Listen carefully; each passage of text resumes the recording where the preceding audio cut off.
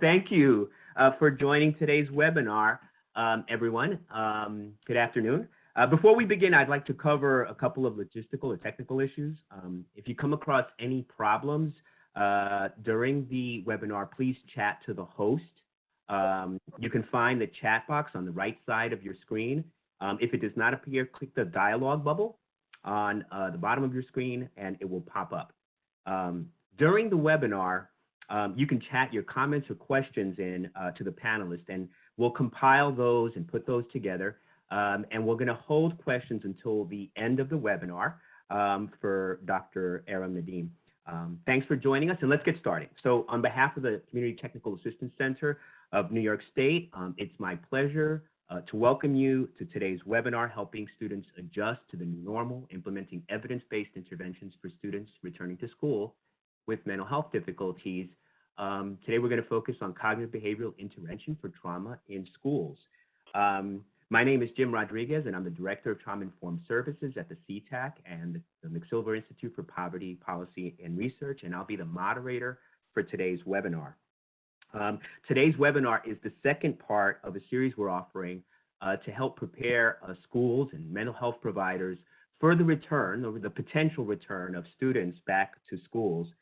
For those of you who may not have seen it, the first part of this series, Helping Children Adjust to the New Normal, Integrating Trauma-Informed and Resilience-Building Approaches as Students Return to School, laid out a three-tiered system to address the mental health needs of children and youth returning to school, and focused on some interventions that could be implemented at the universal level.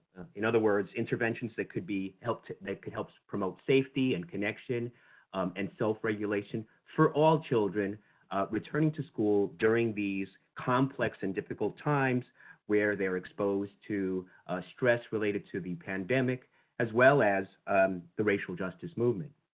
Today's webinar will focus on, as we've already mentioned, cognitive behavioral intervention for trauma in schools, CBITS. And it's an intervention with a strong evidence base that can be used to help students who might be experiencing higher levels of distress and or mental health difficulties associated or resulting from the challenges and the stressful events that are going on in society.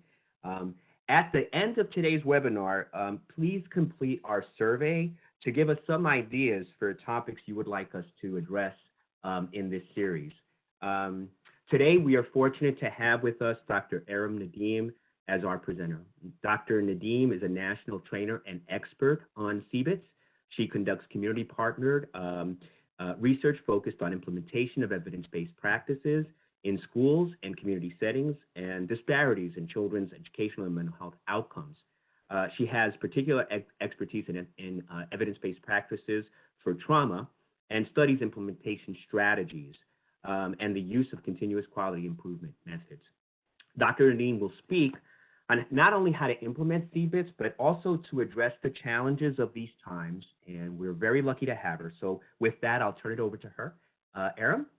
Okay, thank you. Thank you so much, Jim. I'm really happy to be here and have the opportunity to speak with you all. And as Jim said, I'm gonna sort of present. Let me just kind of take you. I'll give you just a little bit of an overview about trauma in schools. I'll tell you now, I have a lot of slides that I'm gonna go pretty quickly through, and just about a little bit of background on trauma, but you can certainly learn more, and I'll sort of point you to some resources to learn more. And I'm going to focus some time specifically talking about one intervention, the cognitive behavioral intervention for trauma in schools, and some of its related interventions, giving you an overview of its history, key components, and then we'll sort of close just talking a bit more about our current considerations and also open it up for some Q&A from everybody, as I'm sure we're all in this learning together about how we're going to be most responsive to students' mental health needs in schools, no matter which way they end up sort of opening.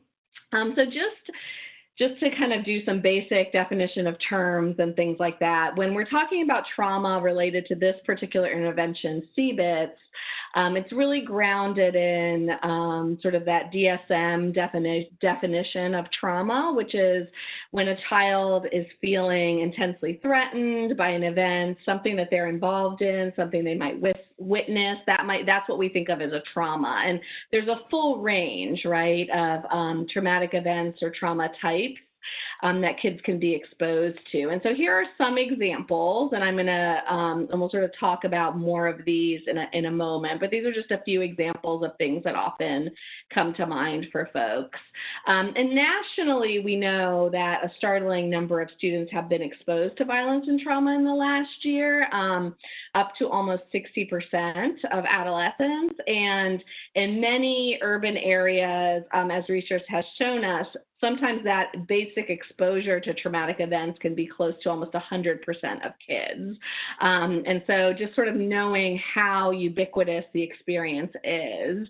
And then the other side of it is, you know, some of you may be familiar with the Adverse Childhood Experiences survey and all the research that's related to that. And some of the ACEs, this was a study that was done in the late 90s with adults, and they tracked, they sort of asked adults to talk about whether they've had any of these experiences, and then found out that that basically these experiences were really highly correlated with a whole host of health and health outcomes, really, all kinds of things. And so just to sort of give you, and for kids in particular, now there's been more recent research where people are talking about ACEs and have found that kids who have 4 or more ACE scores, 50% of those kids have documented learning or behavioral issues in schools, compared to only 3% of kids who have no ACE scores. So just to kind of give you that continuum. And I'm kind of curious if we can just take one moment, if you all want to turn to your chat, and I'll sort of keep going, but I think it's really helpful for people to just pipe in with just some of the things that you all, as you're thinking about this continuum of adversity and stress and traumatic events that the students that you work with might be coming back to school with. I'm curious about, you know, people just want to chat in a little bit about what's on their minds. And so you can do that. I'm going to keep going, and we'll sort of take a pause to kind of look at what's kind of coming up in the chat in a moment. But what we really are thinking about here, and as we're sort of re-entering and thinking about trauma-informed services, we have a whole continuum, right? There's sort of our everyday stressors that we're talking about, which in the time of COVID in particular, you know, there's a whole other host of things we're sort of really thinking about, moderate stress, and then you've got your traumatic events, right? And so those adverse childhood experiences are really on that continuum. The CBITS related work tends to be a little bit more focused on the more severe stress, although we know from our experience that many, many students are experiencing this entire continuum, right? So we want to kind of just keep that in mind, that that's what kids are really carrying in when we're working with them. So that's some of that. And we also know that trauma really does have a toll on academic achievement. And so these are just a few of the outcomes that have been documented over the years. And so we know that. We know that having that exposure puts kids at risk of a lot of negative academic outcomes. And the way, when we think about why that might be, one of the things that we want to think about when we're thinking about a kid sitting in a classroom is, you know, the way we typically work when we're exposed to trauma and stress is that a scary event might happen. Our brain is giving us that alarm signal, right? That's going to override those, what we think of as the frontal lobe, those executive functionings, the planning, the organization, all that stuff you need to be able to do when you're sitting in a classroom.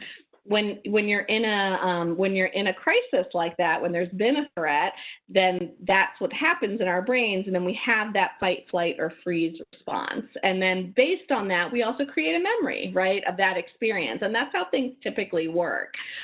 For kids who have been exposed to a lot of chronic stress and complex trauma, those reminders, you may have those same reactions even when you're faced with a reminder of a traumatic event that you might have had. So even when that threat isn't there, right, you might have those reactions, and essentially sometimes we're faced with false alarms and you have that same fight or flight reaction, and the research has shown that as we're encoding those memories, our hippocampus also is impacted and it decreases in size, and we're not as able to inhibit our reactions to stimuli. And so one of the things that kids who are impacted by complex trauma, it's that we're trying to help them make some of those determinations and help them sort of do some of that assessment of what's going on for them.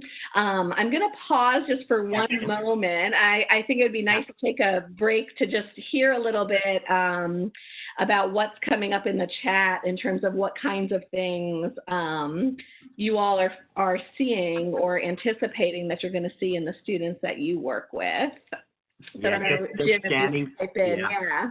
just scanning through these, Aram. There's concerns here about really adding check marks to all children. In other words, many children sort of being exposed, and then many also being pushed over the edge because of what's going on in the current society. Thinking about how returning children to school and seeing the news every day and being exposed to people dying from COVID-19, that how this can lead to anxiety, and especially when doing in-person learning. Many students expressing anxiety about returning to school and getting sick.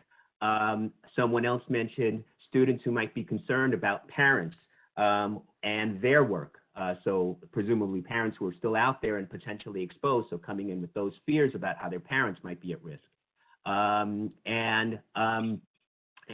concerns about PPE and all the kinds of concerns that have to do with logistical issues and kids coming back. There are many concerns here. Yes, and I think what we found, from research on, what's interesting about COVID, which makes it different from the kinds of sort of big community-wide events that we've been used to in our country, which have also been really challenging in terms of natural disasters and community violence, sort of that have affected the whole community, is that those are major stressors and they impact us and they raise the sort of general anxiety we feel. And you're going to have students who are directly exposed to those events. You're going to have those who are hearing about it from others. And then you're going to have those who, whether they're directly exposed or not, sort of stress in the community just ends up bringing up other kinds of trauma exposure, like separations and domestic violence and other kinds of things. And so I think when we're seeing this kind of stress related to the current times we're living in, we're also we need to sort of anticipate that some of those other issues are also going to be exacerbated potentially for some kids. So it's just something to kind of think about, that continuum, and we'll kind of come back to that as we're talking about for whom is an intervention like this one a good fit, and for others you may do other kinds of things, right? So that's helpful to hear about, and we'll come back to some of that. Something I want to mention, and I think this is important, and when we've been talking a lot about, you've been hearing a lot about sort of trauma-informed practices, trauma-responsive schools, all of those kinds of words, and what we mean by that, and where this intervention is really couched. And I think part of it is, we're really shifting to a trauma-informed lens. And what that means is that we, as the practitioners in school buildings or meeting with the school community, we're thinking of it less as sort of a list, right, of just like, or what's wrong. We're shifting from that, what's wrong with these people, right? What's wrong with this child? What's wrong with this family? To what have they been through? And that we're extending beyond sort of saying, okay, we often have our sort of list of things that people have been through, but we want to really understand all of those issues in the context of what they've really experienced, right? And so I think a lot about child welfare, right? And that kids who have been in the child welfare system, it's not just, they had this singular event, right, where maybe they were removed from their home or something happened or they were exposed to DV or something else, or abuse or neglect. And it's not just that particular event, but you're sort of also thinking about the fact that they may no longer be with someone they loved, right? And that there's other kinds of losses, right? Loss of maybe particular routines, schools, coaches, faith leaders, right? Neighbors, pets, all kinds of things, right? And so we need to sort of think about that whole context, right? When we're really working with kids, and just think about that beyond, right? Same thing with immigration, like what was their experience like before they came here, right? And just really have that whole person kind of thinking. And we also really want to be thoughtful as we're doing this work, because I think sometimes we can get really focused in on the events themselves and those reactions, but we also want to think about and acknowledge the experiences of discrimination and marginalization that many of our youth have experienced, right? Those access issues to opportunities and all of the well-documented issues around disparities and disproportionality, and just really think about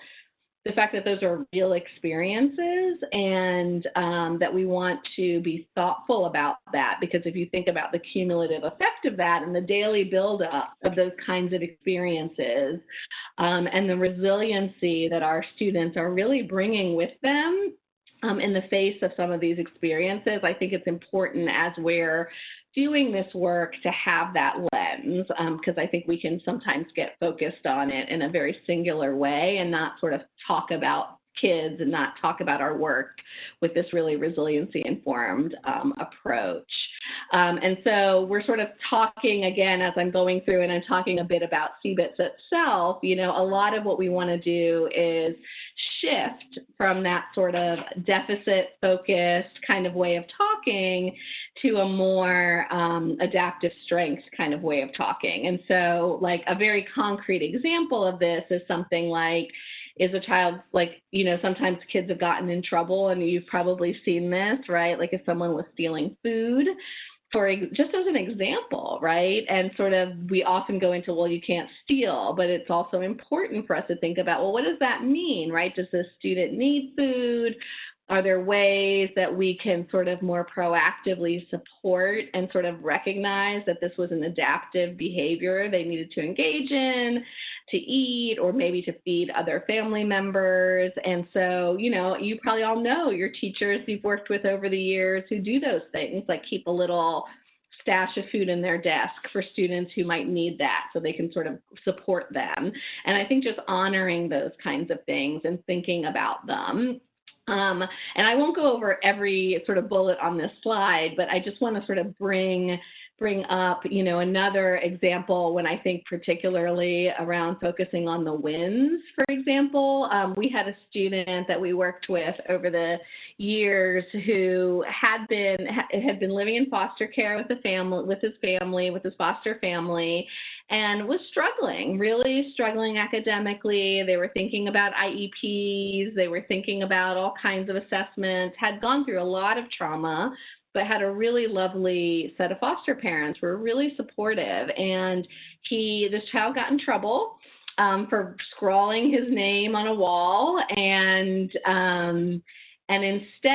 so the school calls the foster parents in, and instead of reacting with this child damaged property, wrote on the wall, got in trouble, he had written his name on the wall, and the foster parents immediately, first thing they said was, wow, he can write his name. Oh, that's wonderful. That is so wonderful. And it shifted the conversation, right? Of course, they were going to work on, this is not where we write, how we do things, but it really changed sort of the whole lens of how they then approached it and how they tackled his academics, and he ended up being in this sort of special enrichment program and all of that. And so I think I just always want to mention some of these things, because I think we just need to be reminded of having that real resilience focus when we're working with our children and our families and all of that.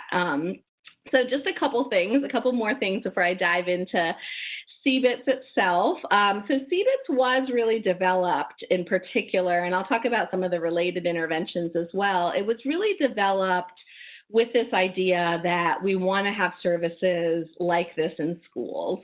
And because of a host of reasons, which I'll sort of talk about more, but that schools really can be these sort of ideal settings for helping kids who have experienced trauma, right? This idea that this is a stable place you can go, right? You can have those supportive relationships, and Jim referred to sort of those multi-tiered kinds of systems of support around trauma, and sort of have those supportive relationships with teachers, with other adults. We know from research that those can be really protective. We also know that schools, we have an opportunity to communicate safety, routine, stability, right? This has been a lot of our conversation lately with this debate around reopening in-person schooling and all of that, is that knowing that schools are so important in our communities for having some of that. And also just modeling safe, trusting relationships, giving kids who have stressors outside the home a chance to sort of turn down that survival brain that I was talking about. And so that's why we want to have this kind of work in schools. When we're talking about sort of those tiered systems, and if you want to, it sounds like you can dive in more if you need more information, where the kind of work that I'm talking about tends to fall is what we call tier 2.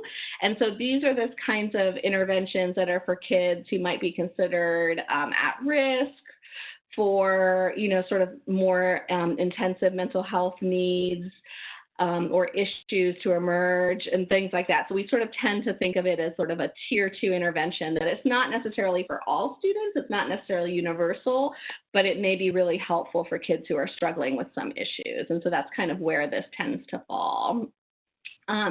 So I'll transition a bit to talking about the history of CBITS itself and sort of where this came from. I'm going to read you a quote from Martine, who is a 6th grader who actually was in early CBITS group. He says, one night several years ago, I saw men shooting at each other, people running to hide. I was scared and I thought I was going to die. After this happened, I started to have nightmares. I felt scared all the time. I couldn't concentrate in class before. I had thoughts that something bad could happen to me. I started getting into a lot of fights at school and with my siblings. So I'm going to actually ask you all, and we'll do this super quickly. When you read this quote for me, and we didn't talk specifically about the symptoms that are associated with post-traumatic stress disorder in particular, but if a couple of you just want to chat in from this quote, what do you see that really connects to those symptoms that we know are part of post-traumatic stress? I'll pause for a sec so you can see concentration, I see. Yep, nightmares, those pervasive thoughts, intrusive thoughts. Yep, concentration, fear, the fight or flight, right? Getting into fights, change in behaviors, all of those, right? Those are directly our symptoms of post-traumatic stress, right? And he articulates it so well here. And I think this is kind of what we're talking about. And so, more and more, we certainly know, we're all sort of in it, we know that many students are exposed to such events, to traumatic events like community violence, a whole host of things. The other thing we know, and why we needed a program like this, and the work that was involved in developing this program started in the late 90s, so this is sort of the time period we're talking about.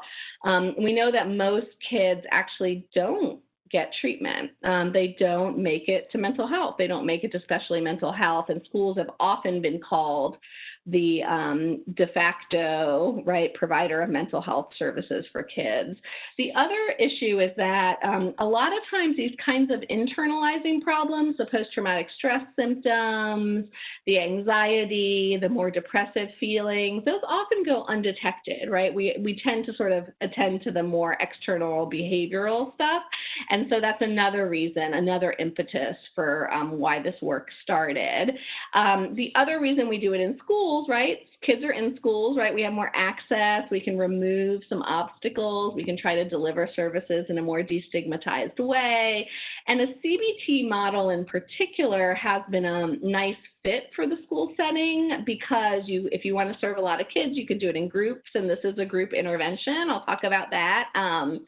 It's acceptable, it feels feasible, it's very focused on skill building, it's very easy to be transparent with teachers, parents, administrators about what exactly you're doing with the students, what skills you're building, all of that. And so that's another reason why it's sort of a good fit for the setting. The other thing that, as before I turn to some of the history, I just like to mention to people is that this work, because it's a group intervention, because you're sort of talking about trauma, and so since it has such a pervasive impact, we have really found that it sometimes does require stepping outside of just thinking about the one-on-one sessions or this is my group program, but that we really do need that communication with teachers and administrators. And some of it is for very logistical reasons, like how am I going to find a time to do this in a room and all of that. And we also really encourage people who are implementing CBITS to present some education about trauma to others in the school community. And I'm going to later show you where the CBITS website is and share that link with you. But there are actually some videos on there that people that we know practitioners have shared as part of psychoeducation and PDs with their school community. And so there's a whole host of materials there if people are interested for that. But I think there's just something that I always want to mention because I think it does require a little bit of stepping outside of the traditional role sometimes. And collaborating with those in the school building who might already be, like, I think we've seen some lovely collaborations with parent leaders, with school counselors, and, others that are in the building, guidance folks and others and then also, same for parents. There's a lot of flexibility with parents for this intervention, but we definitely encourage some parent engagement and developing a parent component that's really tailored to the parent community. So in terms of where CBITS came from, so as I mentioned, sort of back in the late 90s, early 2000, so the LA Unified School District, school leadership, district leadership was really, there had been a lot going on in Los Angeles, sort of recognition of the impact of community violence in particular, although I will say this intervention has been used for all kinds of traumatic events, even though that's where it started. And the impact was really large. They had really documented a pretty strong impact on their students, and they wanted to have a program that they could deliver to a lot of students, knowing that there was tremendous need. And so they partnered with clinician researchers from RAND, from UCLA, and also, importantly, with school-based clinicians. So clinicians who were in the schools were really part of the development team for the intervention.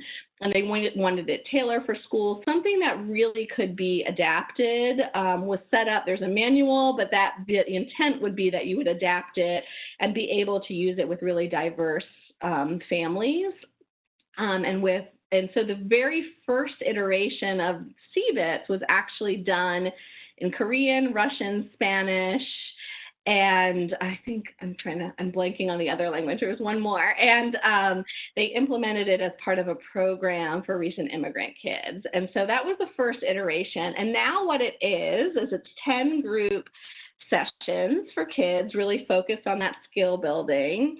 There's 1 to 3, depending on what the student needs, individual sessions. That's really focused more on their individual exposure and doing what we would call a trauma narrative. Those of you who are familiar with TFCBT and other models, it's really for that work that's done one-on-one. They do get to share a bit with their peers in group, but the bulk of the narrative work is really done one-on-one. And then there's flexible, like I was mentioning, parent and teacher components. And those are really, the bulk of the intervention is with the students, but there are materials for parents and teachers with the intent that they should be tailored however works, right? Because we know we need a lot of flexibility for being in the school community. So the real goals are, right, symptom reduction, also building resilience, and hopefully peer and parent support. And so the manual is freely available. You can actually just Google it, and I always find it on RAND's website. It's freely available. There was a second edition that's there, and you can dig into that. And in terms of its history, I'm just going to quickly run through this study for you. The original study, although there's been a lot more research that's been done since then, they actually did a couple things which are important. One is they screened kids in order to see whether they had violence exposure and traumatic stress symptoms. And so as you can see in the screening sample that they had, about 90% of kids had witnessed some kind of violence. Over 60% had reported direct victimization. And I think what was stunning was over 40%, whether they witnessed or were directly victimized, there was a gun or a knife involved. And so this is from that early study. And then of those kids, about a quarter of them had post-traumatic stress symptoms in the clinical range. And this is noteworthy, one, because that's a lot of kids who had needed support and services, but I think it also brings up that there were a lot of kids whose symptoms were not in the clinical range, right? So I think for me, this always just highlights how important it is to sort of really assess and think about how kids are doing, and it points to some of that resiliency that they had also. So, but then they randomized the kids in that early study to get CBITS sort of in the beginning of the semester, and then they had other kids who got that later. And so I'm just going to kind of whiz through here, but I'm just going to point out to you, basically they found a reduction in PTSD symptoms, and I'm just going to go through these quickly, and that sustained through the school year. Parents also reported improvements, and one of the things that really stood out from some of this pilot work was that kids who got CBITS in that first semester group, because they were able to track their grades, they actually performed better in math and reading. And so while we need a lot more work around the academic impact of our mental health interventions, I think this is important data to just sort of, we all sort of talk about this, but I think it's helpful for us to know that doing mental health services can help kids do better in school. And I think that that's important as well. And that's been something that's really spoken to leadership and to teachers and to parents, as they're sort of thinking about doing these kinds of interventions. Other sites, this is just a partial list of some of the sites that have been doing CBITS and related interventions and who have gotten similar results. And you'll sort of see what a diversity we kind of have there, from Madison, Wisconsin, to Native American reservations, to, our nearby Jersey City for us New Yorkers. And then one thing I want to mention, I just put the link in the slide, I really want to point people to. There's been some work in Connecticut, not just with CBITS, but with a host of evidence-based trauma interventions and others, where they actually have been looking at disparities and have found that doing some EBP implementation does reduce mental health disparities and outcomes. And so I just want to, I mention it, I put it on here specifically because I have been very intrigued by that, and I want to point people towards digging into that a little bit more. Here's just some quotes from teachers. Oops, sorry. I just want to point out just a couple things that teachers have said over the years, and I just point them out because they're just so telling of sort of what I think teachers are thinking about. Just being surprised at how many kids qualified, being concerned that students were going to be pulled out of class and that they weren't going to do as well. And then also just kids being more comfortable, right? And that they've noticed some behavior change as well. This slide I'm sharing with you partly again, for those of us who are in schools, we sometimes need those reminders about why what we do is so extremely important.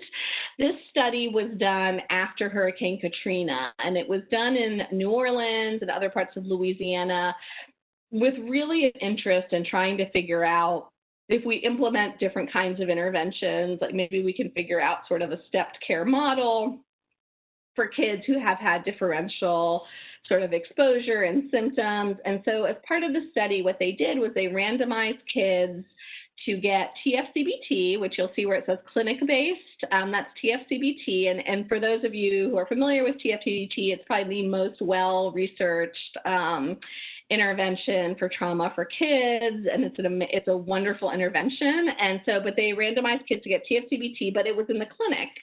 And then they randomized kids to get CBITS, which was delivered in schools. And as you can kind of see from these numbers, only 9 of the kids actually completed TFCBT, and in fact, very few of them even started, versus the kids who were treated at school, they almost all completed, right? Very few of them dropped out. And this was a study where there was money for transportation, there was childcare provided, there were all kinds of reminders. It had this sort of full gamut. And I think it just reminds us of how much being in schools and being school connected is really helpful for reaching kids and providing this care. And the group in New Orleans that was part of the study actually used these data to advocate for doing TFCBT then in the schools, because there are those students who really needed the individualized model of that TFCBT could provide. And so they were able to use this to advocate for that.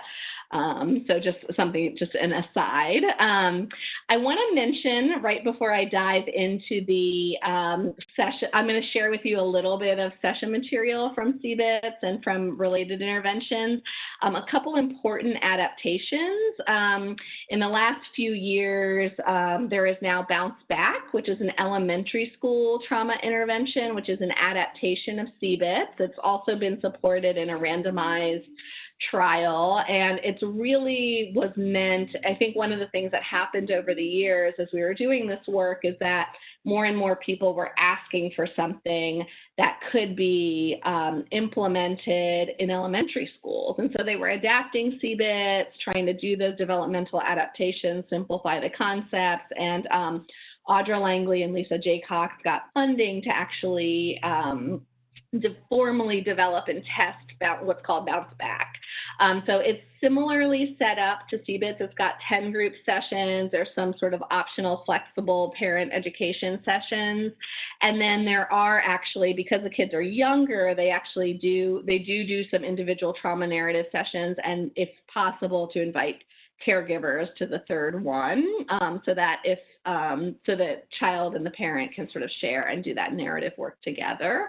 There's also some lovely sort of letters to parents that just explains, like, this week we did this, and it's all laid out. There's also weekly emails that you can send to teachers, like, this is what we did this week. All of that is in there. And so Bounce Back also, like the CBITS manual, is free and publicly available. So we'll make sure on some of the later slides I have links to all the websites and stuff, so you'll be able to dig into those as well. And I just want to mention also that Bounce Back, similar to CBITS, was really developed with partnership from the community. So they were working in Title I elementary schools. They did focus groups with parents in English and Spanish. They really did a lot of expert panel meetings, really thinking both about what do we want in this intervention and how are we going to do it in a developmentally appropriate way for our younger students, right? So it's been mostly, this is sort of more K through 5, K through 4, K through 5. I think people who have been working with kindergartners have often found that they do need to even simplify a little bit more, but just so you know that this is also there and has very similar results to CBITS in terms of reducing PTSD symptoms, depression symptoms, improved behavior, things like that. There's also another adaptation of CBITS, which is called SET, which was developed actually before Bounce Back. And this was developed really as an adaptation of CBITS that could be implemented by people who are not clinicians, who are not clinically trained, formally clinically trained. And so because many schools don't have access to clinical folks, this could be, it's been implemented by teachers, guidance counselors, similar outcomes. Typically, I'd say for grades 5 and above, it's been used. It has very much the same core components as CBITS. They sort of talk about things as lessons versus sessions. There is not an individual trauma narrative component, but there are some group lessons, sort of writing and some structured writing assignments and things like that for the kids to kind of process and do some of that work, but it's a little bit different. So just something else for you all to know about. I'm going to talk a bit about screening, and what I want to just bring up is that people have really selected students for these interventions. So as I mentioned, since it's a Tier 2 intervention, what we really think about is for whom is this a good fit, right? And so people might get referrals, you might have an existing caseload. I've worked in sites where we've done more universal screening, but the idea is you want to meet with kids, whether you do it as a group or whether you do it individually, to really assess what's going on with them. And so a typical screener might include sort of a trauma exposure checklist. And again, most of these are on the CBITS website, so you can kind of dig in and look. And some of them are publicly available. I think most of these measures are publicly available. But the typical screener would have some kind of trauma exposure checklist and some kind of a PTSD symptom scale. Kids do not need to have a diagnosis of PTSD to benefit from CBITS, but you do want to make sure that they have some symptomatology. And so usually these measures have some kind of a cutoff score. Recently, I just wanted to mention there is a COVID-related traumatic stress scale that is on the website for ISTSS, and it's the UCLA Brief COVID Screen. So if you really are looking for something COVID specific, that has been developed. But what we usually look for, like I said, is any lifetime trauma exposure. So it could be anything. And then having whatever cutoff score is usually used by the measure to signify that these are clinically significant symptoms. And, what we typically do and what I often advocate for is that screening is really about trying to assess, is this intervention program really the right fit for this student? Does the student, interested in working on some of the traumatic stress issues, right? Like I think we talk a lot about also, like we tend to, for CBITS especially, we're working with adolescents and we want them to really feel like this is something that they want to be part of. So we use the screening process as really an opportunity to engage them, to say, I hear you're saying you experienced this and you're having these reactions, this intervention, like we have this program, and like you just said, right, you're feeling like you're always watching your back, you don't feel safe. And so what we're interested in is giving you some skills to kind of help you sort of turn the volume down on some of that and help you get some strategies. And I think that it's really important to just recognize the value of this kind of process in making those determinations about, is it a good fit, and engaging the student and the family. We have tended, a lot of times people ask me about, how you couch this, and do you tell parents. We've generally advocated for active consent for the screening and assessment from caregivers. I know there are some settings that do passive consent. I think it always depends on the setting. We tend to advocate for active consent, but and really explain confidentiality, really use language in those consent forms that is inviting and open, and tailoring those to really have the terminology really make sense for parents and all of that. And so that's sort of a different conversation, but I think it's something that you do want to attend to when you're thinking about doing this work. But yeah, that's kind of the screening process. And in forming groups, I always, just since I mentioned sometimes we've been in settings where we've done more universal screenings, I also tell people, try not to screen more kids than you think you can treat or serve, because it never feels great to have done some assessment and not be able to provide the services. So just being thoughtful about that, because you really never know how many are going to qualify or for whom it's going to be a good fit. We also, you want to consider age and gender and things like that in forming these groups. Typically, we try to have their ages be adjacent. Like we try not to have 9th graders in groups with 12th graders, things like that. Or our groups have tended to be mixed gender. Sometimes people like to do single gender groups, but we usually try to think like it's nice to not have one one girl or one boy, that kind of thing. But it really depends. Your students, and I think those are things that are sort of clinical decisions. We often do get questions about can kids who have different traumas be in group together? And absolutely, that's actually quite been the norm, is that we've had kids who have had very different trauma backgrounds in group together. But, again, I think in our current times, right, as we're thinking about COVID and we're thinking about sort of differential exposures and different backgrounds, you certainly could do a group according to a common experience if you wanted to. That absolutely could be done. We've tended to include all kinds of students with all kinds of backgrounds. I usually tell people if there's a student that you're not sure would do well in any group, it would be the same consideration for this group, right? So you just want to make sure they're kind of generally matched in terms of cognitive functioning and things like that, just so that they can be in group together. The only exclusion I think most people do is if you have a student, because we tend to be mixed gender and we're in school, in the school buildings and school days and things, or even now we'll talk a little bit about remote, but we have tended to refer for individual if a student's primary trauma is sexual abuse because of the context. But again, these are all sort of clinical decisions, but that has been the one thing that I think people like to be thoughtful about, to just make sure it's safe, right?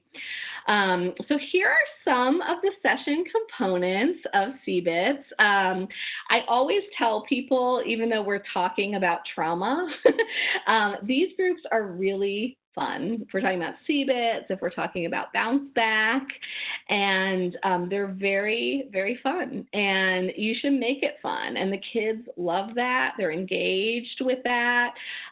We want to follow the core concepts, but we also want to, there's going to be examples. If you guys take a look at the manual at some point, there's going to be examples of this is how you can introduce this concept with a script, and you absolutely can use those. But, we also sometimes you may have better, your students better than anyone, their cultural background, all of that. And so feel free to change those examples, right? Change the way you teach a skill, right? Those kinds of things. When you sort of pull this off the shelf, I think that is the expectation, that these are there for you. Absolutely rely on the scripts. They're pretty good.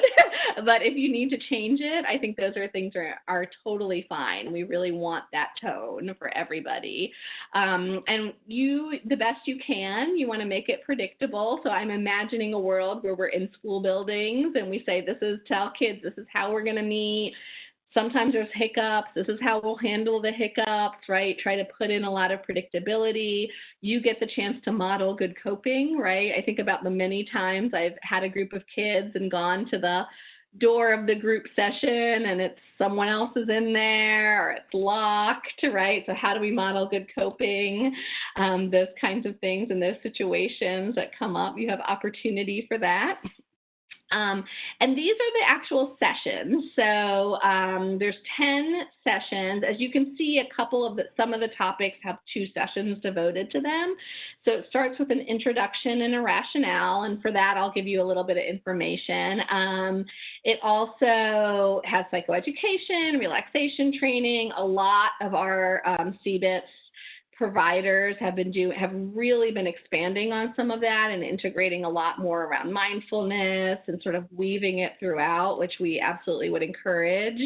There's cognitive restructuring. There's exposure to anxiety-provoking stimulus. So this is like kids who might be avoiding something related to their trauma in particular, sort of have it that safe. We want them to be able to do that. Like a very concrete example is like you don't want to sleep in your own bed kinds of things. And then we do some individual sessions, right, to do the trauma narrative. There's also sort of a group sharing. They do some drawing or writing, and they share a little with each other in a very sort of structured way that they've kind of planned for with you. Their social problem solving. So these are kind of the core components.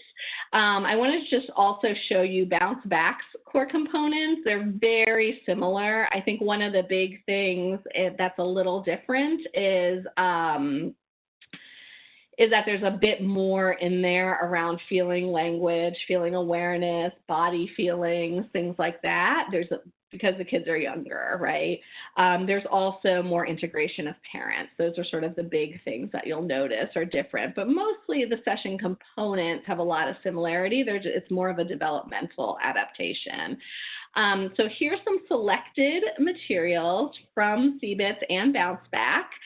So here I'm just showing you the conceptual model. So this is kind of those things that in CBITS would happen in the first session, and Bounce Back, I think it happens in the second session. We're really introducing to kids, and you do a lot in the first session, right? Not just this, but I wanted to share a little tidbit. Just what is this and why are we doing this, right? And so we sort of talk with kids about what are stressful or traumatic events, like what do kids experience? And they'll say the whole gamut, right, between witnessing their parents fight to sort of loss to tests are stressful, right? All those kinds of things. And we'll say, yeah, all of these things are stressors. They're all traumatic. Not all of them might be traumatic, right? Maybe a test might not be. But these are kinds of things that kids go through. And then when we go through things like this, it affects all parts of us. It affects what we think, how we feel, and what we do. And so we give kids a concrete example. So let's say that you're in the car with your mom, you're going to the grocery store, your kid named George, let's take a kid named George, and on the way to the grocery store, there's an accident. Everybody's okay, but it was pretty scary, to get into a car accident, and you're feeling kind of rattled, and a couple days later, your mom says to you, let's go to the grocery store. And we're thinking about this kid, George, and George is probably going to feel what? Anxious, right? Might be thinking, I might get into an accident again. And what he might do is that he might say, I'm not going, right? Or he might avoid it. And so what happens when we've been through traumatic events is exactly that, right? It affects all these different parts of us in different ways. And we kind of get into that. So it's just an example of how to explain kind of where this has come from. And through the group, we're going to work on these different components. We're going to work on how we feel and how we can handle that, ways of thinking about things, and our actions, right? And then psychoed is there. I think everybody who does trauma interventions really believes in the importance of psychoeducation to reduce stigma about the symptoms, because most of the symptoms that everyone's experiencing, they're quite normal reactions, right, to very stressful situations. And I think we want to help people understand that it's okay that they feel that way. It's just that maybe it's gone on longer or it's become more overwhelming and you need some support. But what they're experiencing is completely understandable. And in CBITS, and we want to kind of build support, right? In CBITS, there's a sort of structured discussion of symptoms. And Bounce Back, some of you might be familiar with a book called A Scary Thing Happened. It's about Sherman the raccoon. You read that book and you have a discussion, right, where you're really trying to both normalize and provide some hope for how the group might help. There's also a little practice sheet. This isn't a practice sheet. This is actually from Bounce Back. This is a kid who checked off what common reactions they had that they might want to share with their trusted adults. There's an activity also around positive activity scheduling. So these were some of the activities the student was planning: going to the zoo, doing some art, spending time with these different people. And it was right before Valentine's Day. So this week they were planning to pass out Valentines. Another component is cognitive restructuring. And this is really here because, as I mentioned, right, kids have to make appraisals all the time around their own thoughts. And is this something that I need to react to in a certain way? And for kids who have gone through traumatic events, and actually adults, anyone who's gone through traumatic events, especially if you've gone through a lot of these kinds of events, right? A lot of times we develop these underlying schemas and these underlying ways of thinking, right? Like the world is dangerous, I can't trust anyone, or I can't deal with things. What happened is my fault. And so we want to kind of give them some strategies around understanding, like, are these thoughts unhelpful? How can I appraise these thoughts? Just because you have a negative thought doesn't mean it's wrong, but we want to give kids a lot of these negative thoughts that we might say they're negative, but they're totally adaptive, right? And so we want to sort of help kids sort of look at those thoughts more realistically and challenge the ones that are getting in the way. In CBITS, there's a game that they play, and in Bounce Back, there's a discussion of cartoon scenarios. I'm just going to show you a Bounce Back homework sheet, and CBITS has a very similar homework sheet. It's going to be hard to read here, but I'm just going to read the one on the left to you. This student wrote that the situation that was upsetting was they had to walk a mile. And his first thought was, no. And then his more helpful thought was, at least I'll exercise. So you can kind of see. So some of the examples, and I love this about it, is that we're really talking about very relatable day-to-day things to like help them build the skill, right? So those kinds of things. Another component you heard me sort of talk about, there are some individual sessions. This is the trauma narrative, and I'm not going to go into a lot of depth on it, but what I wanted to just sort of bring up is that a lot of times kids may have gone through multiple traumas. They may have one traumatic event that's really hard for them to shake, that they're having those intrusive thoughts about, that's been very difficult to talk about, that's been very difficult to share. And so we avoid talking about those things, right? And that avoidance is part of what is related to our symptoms, right? And so the reason we do this to help decrease their anxiety around talking about the trauma, and we want to give them a chance to really process and digest what happens. And so what happens is that in both CBITS and Bounce Back, there's individual sessions, and in SET, which is for which is really there for the child to recount their story to their group leader, right? And to really have that opportunity to do it in whatever way they feel comfortable, right, to share that story until their anxiety is about sharing it is reduced. And so in Bounce Back, you also try to really have the child share their story with their parent or trusted adult. So if possible, we try to do that for the younger ones in particular. You could always do it with an older one too, but we found that the older kids tend to sort of like to kind of keep it in the group. There's also, as I mentioned, approaching real life issues, right? So I gave you the concrete example earlier of how sometimes after trauma, kids don't want to do certain things like sleep in their own bed, or maybe there's a part of their school building they're avoiding going to the cafeteria, they're avoiding going to school, they're avoiding walking a certain way. There's all kinds of things that can kind of come up. And so we really want to help kids to identify something that they might be avoiding related to the trauma that's safe to do, of course, and to try to make a plan for reducing that avoidance in some gradual steps. And so we would practice that with them long enough to really, kind of like take those steps. You think about, like, if you think about a fear hierarchy or a ladder, if you've had school avoidant kids, for example, right, it's a lot of that, like, okay, well, I'm going to maybe start by visiting the school when no one's there. And then once I'm comfortable with that, I'm going to move to being in the school maybe for a little while other kids are there. It's that kind of thing. So I'm going to, that's what that is. Here's a sample hierarchy. This is a 10-year-old boy who was with his friend at a park, and he witnessed a shooting death. And so his big anxiety was around going to the park alone. He'd been avoiding it. We knew that it was safe to go to that park during the daytime, but he was really avoiding it and missing friends and socializing. And these are just some examples of his steps, so just to show you that.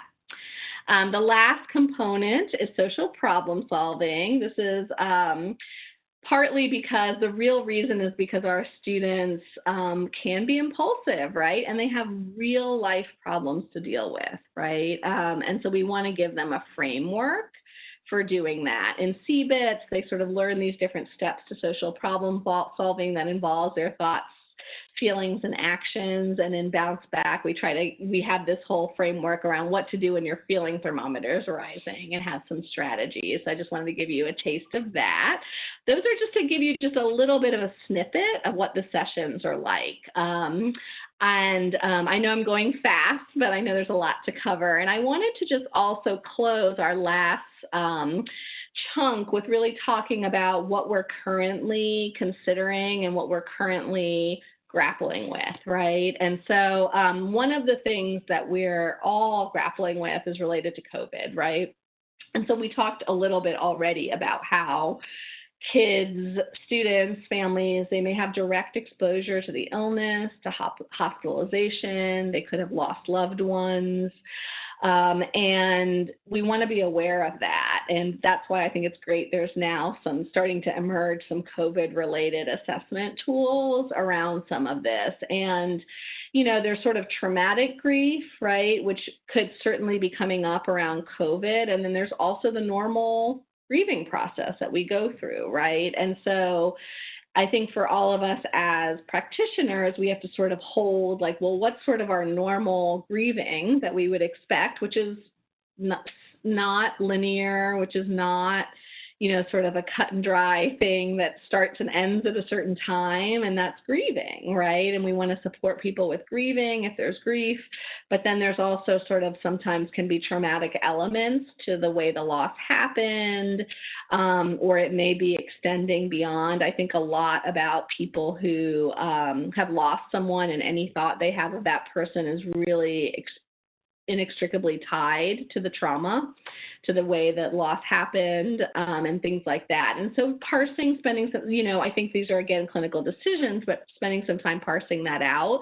With COVID, we're also having a lot of loss of routines, rituals, right? And so we have in CBITS sort of either in the individual component of CBITS or in some of the groups psychoeducation integrated more talk about grief and loss and sort of normalizing some of that, as well as creating opportunity to process grief and loss as sort of an add-on to CBITS. And I think that certainly could be done in the current context. At Tier 1, our hope is as schools are thinking about their reopening and whatever way they're doing it, that we are doing more wellness promotion and community building at Tier 1, right, for universally for everyone. But I think, for those of us who are providing services, I think we want to probably be thoughtful about integration of issues around grief or loss, and that there's different types of loss, right? They may be grieving over a loved one, but it might be other kinds of loss that they've experienced.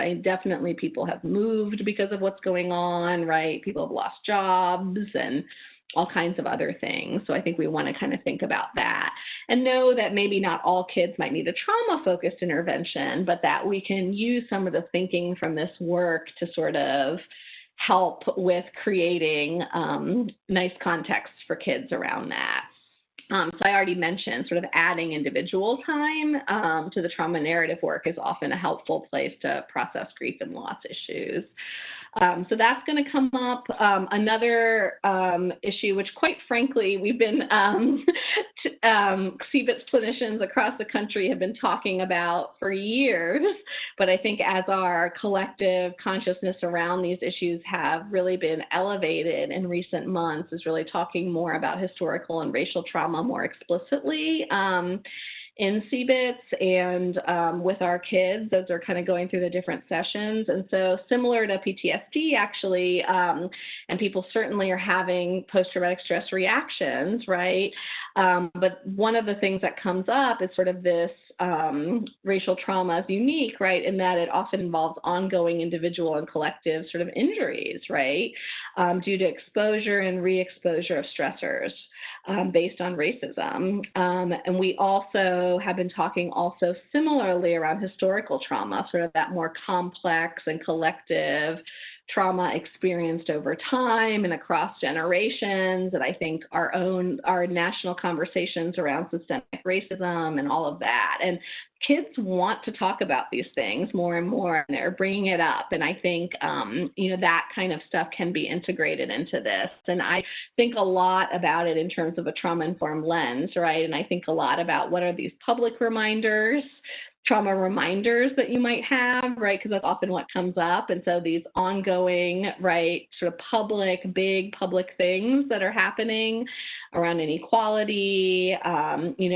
just all of those things. There's a few examples there, like the Confederate flag, right? The statues, all these things that we're now grappling with, the videos, of course, right?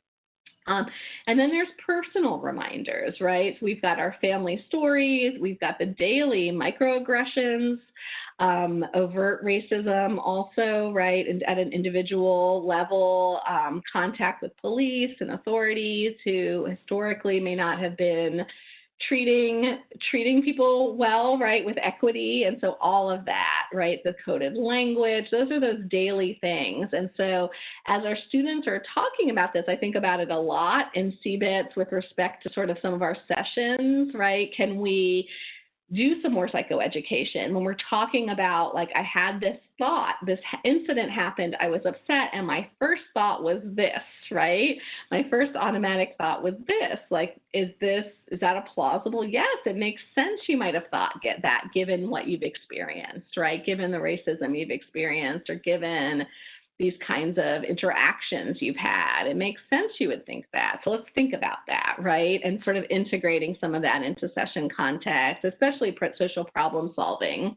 CBITS CA is, I actually have to admit, I don't remember what the CA stands for, but one of our colleagues, Wong Fong Lau at the University of Washington, she is currently, it's under development, but she said I could share it with you all, and this link is to a video about the work. She's developing a module, a more formal module to address historical and racial trauma that could maybe be added to CBITS, could be a standalone. They did a CBITS implementation in the juvenile justice system, and they really explicitly included a lot of information around racism and its effects and sort of developed some nice materials around that. And so in this video, they do talk about that. So I wanted to highlight that. It's not sort of ready for prime time yet, but I think that'll be a nice, more formalized way for us to kind of do some of this work more explicitly and clearly for our kids. Another thing that's going on, and I'll close before we just kind of get to the questions around telehealth, because that's sort of our big last frontier in terms of what we're going to do this year. I think a lot of us have been grappling with this. So there is some guidance I wanted to let you know on the CBITS website around COVID and around telehealth. I think any decision to proceed with remote implementation of CBITS, bounce back, set, they have to really be individual decisions for your organization, your group, whoever's going to lead the group, right, the schools. Absolutely, there have been sites that have been proceeding with implementing some of this as virtually with kids. I think there needs to be some considerations with doing that, right? I'll tell you a few things that we've thought about and that these groups have been thinking about. Things like, are we comfortable with the platforms, right? How are we going to grapple with consent? Do we have some good emergency response plans, right? How ready are we to do this? how are we going to deal, how are we going to address in-home privacy for the group leader and for the participants. A group that did a pilot group in Boston, actually, they did it, CBITS, virtually, and they actually documented, and it's on the CBITS website in this guidance document I'm referring to, sort of how they structured each session and exactly what they did. And they got routine feedback from the students, because it was really a pilot effort to do so, on how it was and what kind of safety they wanted and support and things like that. And so their guidance is on the CBITS website, and there's also a group in Chicago that created some guidance for Bounce Back. So you can look at that also. But, you know, a couple of things, these are just a couple of things that came up from their work. They talked about how do you, at the beginning of each group, how do we do a privacy check-in, right? How do we make sure that everyone's safe, right? We're going to have that routinely. Maybe the kids, actually, what they did was they got headphones that just had a little microphone, so that if somebody happened to walk by the room or whatever, they would only hear their child speaking, but weren't going to be able to hear the other kids. So that was an important thing that they put into place, which seemed like really nice. They also developed a lot of hand gestures and the use of the chat functions in the platform to like show agreement. And if there was somebody who all of a sudden lost privacy, they would put their hands up in an X to sort of show that. So anything like that, you know, I think they really sort of developed sort of using those tools and, you know, sharing the materials through screen share and using PowerPoint to type things out and all that kind of stuff. So they did it. And another thing they felt like one of the big component that they really felt like they wanted to adapt and are still thinking about how to do is like, do you do individual trauma narrative work in this context or not? And I think that, again, is a very individualized decision on what to do. I think in that first wave, they felt like they didn't want to do sort of the more deeper dive trauma narrative work because everything was so new, and just thinking about emotional safety and physical safety and all of those things. They wanted to make sure that that was in place before they could do stuff like that. So these are just some of the considerations. But there has been research in the past, actually, with TFCBT being done through telehealth, and there's a couple research studies on that. So there is a history of trauma work being done like this. I think it's just that we need to be thoughtful, right, and really set things up. And really maybe even orient whoever our kids live with, right? In addition to just the kids, orient the adults and others who are in the room to really try to promote that. So it's a little different, but I think given that this is going to be a prolonged situation, I think people are starting to think about, well, now maybe we were going to hold off, but now we might need to do this. People have often also asked about using these materials with individuals. You absolutely could grab any of these materials and use them as part of individual treatment. The models were developed to be group models, and so we always encourage that to try to do groups if possible. But given the current situation, right, it may be that you use these materials with your individual clients potentially, or you consider group implementation if possible. And I also think it's important there are already existing individual-oriented interventions, right, like TFCBT and MAP, which is Managing Adaptive Practice. Those are just a couple examples, right? So I think it's absolutely possible, but there's other things out there too. So I think it's just good to be aware of that. Here are the resources. I see that I think that some of them are being shared in the chat also. There's a general website called Trauma Aware Schools. There's also specific information about the 3 programs I was kind of referring to, CBITS, Bounce Back, and SET. You do, in order to get all the bells and whistles, you do have to register for the website, but registration's free. Each one of these, all the manuals are free. There's a free web-based training, which I think you can get CEUs for. And there's also, if you wanted, these days we've been mostly doing virtual, but if people want live trainings tailored to their site, that's another, there's information about how to do that. But there's all kinds of stuff just there, right? So sample forms, I think I mentioned sample screeners are there for both Bounce Back and CBITS. There's some Spanish language materials and other languages, I think Chinese also for CBITS, but Spanish and English for both for sure.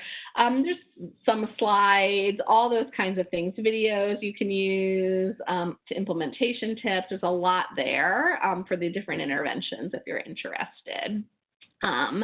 So I wanted to make sure you had that. And then I know we've got a little bit of time left to kind of move over to some. These are just thank you. That's who I am. I want to acknowledge our larger team. And then I know we were going to move to some questions.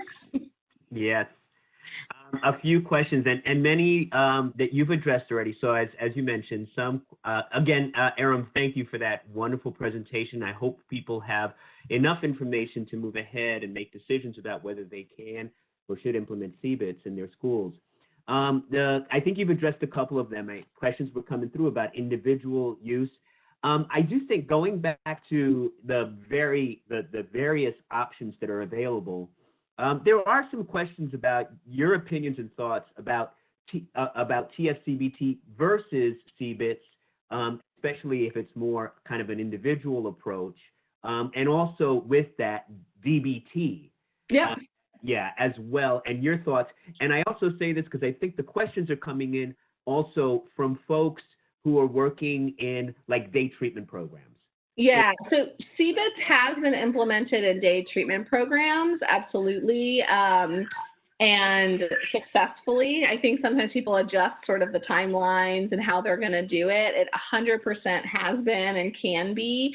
And in terms of those different interventions, TFCBT was developed as an individual model, and it I would say, in terms of just understanding the differences, the trauma narrative work in TFCBT goes, I'd say, in more depth than in CBITS. CBITS was really designed for schools, and so the trauma narrative piece in CBITS is a little more structured, is a little bit different, sort of acknowledging that kids are in schools. And so if you're interested in that, you can always watch. There's some role plays and demos of the trauma narrative on the CBITS website, and you can look at the manual and stuff. And that's where I think a lot of practitioners really see the difference. Another big difference is that TFCBT has a lot more caregiver involvement, again, because CBITS was developed in the school context. The caregiver component was really meant to be a lot more sort of flexible, because you knew that those of us who work in schools, it's often hard to get parents in. So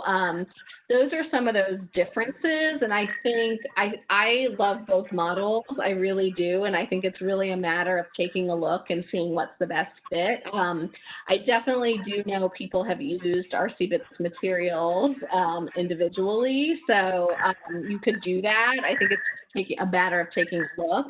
And DBT is great. I think it's just going to be a question of what you think fits. I think there's, for adolescents in the current, and also in the current climate and everything, I think those DBT skills are great skills. And I think DBT groups have been successful in schools also. And so I think you totally can just make those decisions. And I think knowing that any single intervention isn't going to be the one for everybody, I think really be thoughtful about like that array of things and how to provide it and for whom, I think is how you'd want to approach it. That would be a recommendation.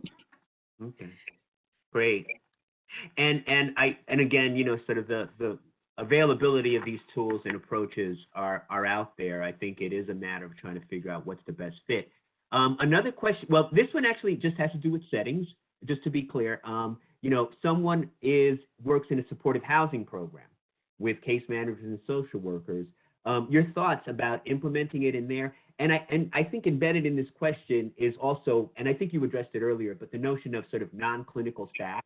And again, case managers and social workers can be clinical staff, But I think the idea of sort of implementing it in supportive housing, have you heard of folks implementing it in those settings? I'm not sure if I have, but I absolutely have had, like, people, even though it was developed for schools, it has absolutely been implemented in many different settings, after school programs, like we were mentioning, residential. We've had a lot of different specialized programs. I don't know of supporting housing, but I will say a couple things. I think if you feel like there is a good setting to do it, you absolutely could. Like, there's no reason not to, right? And then in terms of implementing and sort of clinical staff and non-clinically trained people, there have been a couple different approaches. One approach could be to look towards SET, which was developed for non-clinicians to implement it. So that's one option. And that's support for students exposed for trauma. That's what SET stands for. That's one option. Another option that we have had people do is they might sort of co-lead a group, and they may have a clinically trained person be the group leader, and then sort of partner with someone who might have sort of a background but doesn't have that, more in-depth clinical training. And that person sort of is like a secondary leader or a supportive leader, because some of the material, absolutely, they can still deliver, right? So I think we have had people do that kind of an implementation before, also just as another option. Okay, great. I think there's a couple of questions, and then we're doing good on time. A couple of questions coming in. So I'll just read this one. For Bounce Back, were school administrators more open to the intervention as long as it was implemented by community school-based health providers that were an outside organization versus training in school staff? So and there's a little bit here about sort of administrative support. And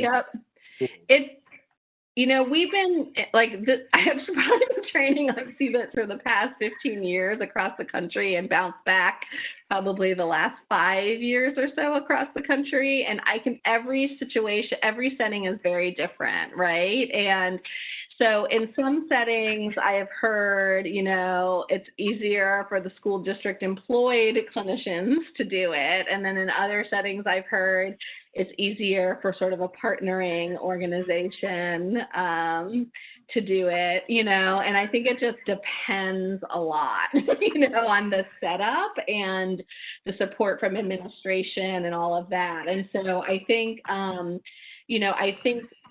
think different people enter this work in different places. Some people have administrators who are right from the get-go supportive of the work. They're thrilled to have it. They're saying, you have a new program. It's going to help kids who've been trauma exposed. Great, right? And then we have other settings where the school-based folks, whether you're district employed or not, need to sort of build support for the program. And so sometimes if you're school district employed and you don't have a lot of bandwidth, and you're going to really need a big restructuring of your duties in order to do this, it can be nice to partner with an outside agency to kind of pilot the work and sort of build some support that way, like starting small and sort of build more space for it. I definitely know people who have gone that route also. So I know there's not like a single answer to that question, but I think those are sort of thinking about sort of your context readiness for this, and I think starting small is good when you're in that spot. Yeah, and I think there is embedded in here, and I don't know in terms of that, if you're a school, because there are some questions kind of alluding to the notion of how do you partner? Do you have any thoughts, Aram, on how do you create those partnerships if you want to partner with an outside agency that's doing this work, or vice versa, a clinical setting that wants to partner with? Yeah, I think that one, one thing is to, I know a bit about the city, right? Like there are these sort of networks of people and school mental health consultants to kind of go to sort of figure out who's out there and how can we more formally connect with those people. And I do think it's a good thing to bring to leadership, like what are these organizations and do any of them have school mental health programs, and can we partner with them to bring these into our schools, right? Or maybe even approach a community organization that maybe provides more site-based stuff and sort of talk about like, well, maybe we could bring in a program where we do like some DBT and some CBITS work, and we bring everybody together and we sort of develop an MOU to do that. So I think it does take a bit of leadership engagement around this, but it can certainly be done vice versa, like the other way also. And I think in these days, right now, if you are a community organization that does not have a sort of a school partnership, I think a lot of schools really need the extra support around mental health and will be open to developing those memoranda of understanding and all of that to sort of start this. And so I think, in my experience, I've sort of, we've approached schools and say, hey, this is what we're doing. Do you have an interest in this, and just sort of knocked on the door that way and sort of found those responsive administrators. But the door is certainly open. Everyone is so concerned these days. So I think it's always worth exploring. Great. So we're at time. I do want to mention a couple of upcoming events very quickly. These are some upcoming CTAC events: resolution-focused crisis support strategies for family peer advocates. I did want to highlight that last one, helping students embrace resilient framework, the interaction of trauma and grief. So as I know Aram touched on grief and loss, that session is going to be the third installment in this series, and our speaker that day, Robin Goodman, has extremely a lot of experience working with trauma and grief in children and evidence-based interventions. So that's going to be the focus of that webinar. So please put that one on your calendars. I also wanted to mention that we will have we can have other and add other segments to this series. So again, please fill out the survey afterwards, and if you have any thoughts about additional topics you'd like us to address in this series, please put them in that survey, and we'll try as much as possible to meet your needs.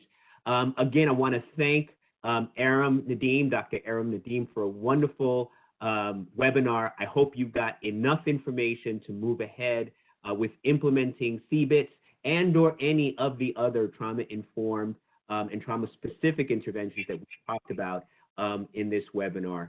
And again, if you have any questions moving forward or suggestions for future topics, please feel free also to email us directly at ctacny.org. And excuse me, at ctac.info@nyu.edu. And you can visit the website at www.ctacny.org. Once again, Aram, thank you again for a wonderful webinar. Yeah, thank you, everyone. It was wonderful to get to talk to you. Great. And thank you all for joining us this afternoon. And we look forward to you joining us on future webinars.